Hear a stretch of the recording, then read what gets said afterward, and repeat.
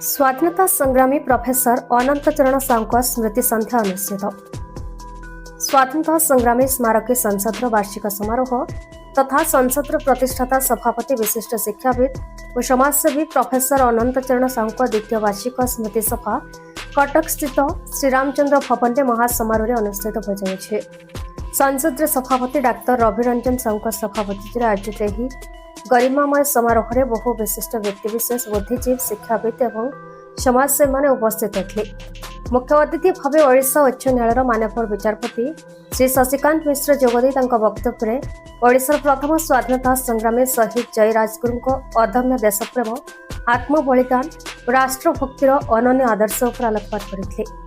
से कहते जे स्वाधीनता संग्रामी मान त्याग और बलिदान भारतर स्वाधीनतार मूलदुआ स्थापन करथिला एवं नूतन पीढ़ी से आदर्श प्रेरणा ग्रहण करने उचित।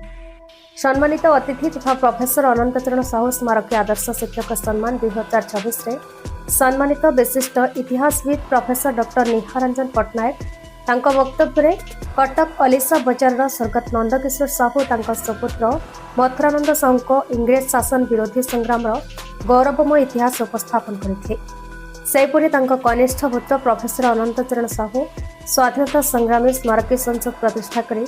स्वाधीनता संग्रामी मान अवदान को चिरस्मरणीय करने और सम्मानित करिबारे जो अविस्मरणीय भूमिका ग्रहण करथिले ताहा उच्च प्रशंसा करथिले।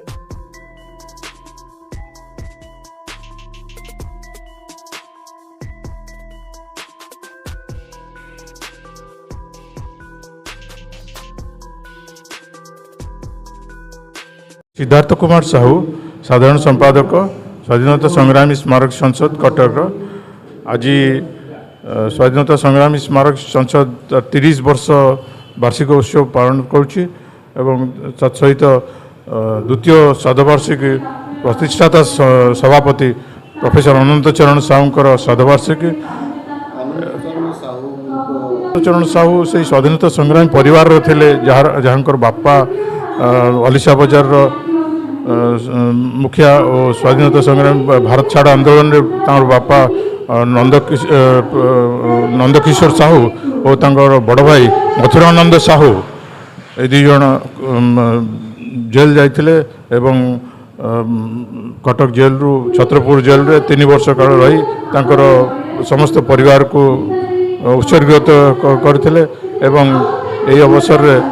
से प्रत्येक वर्ष गोटे गोटे संकलन करते स्वाधीनता संग्रामी मानकर लुकायित जो मैंने गाँ गहल अनालोचित संग्रामी मान रही जाते केमी लोकलोचन थे। तेणु आज युव समाज को वार्ता जे आज से संग्रामी मान को स्मरण करी यदि आम प्रधान शरण रे आम समाज को गठन कर आज कलुषित युव समाज भल बाट को आसपारे। Cuttack Damodar Beura report Bharat news.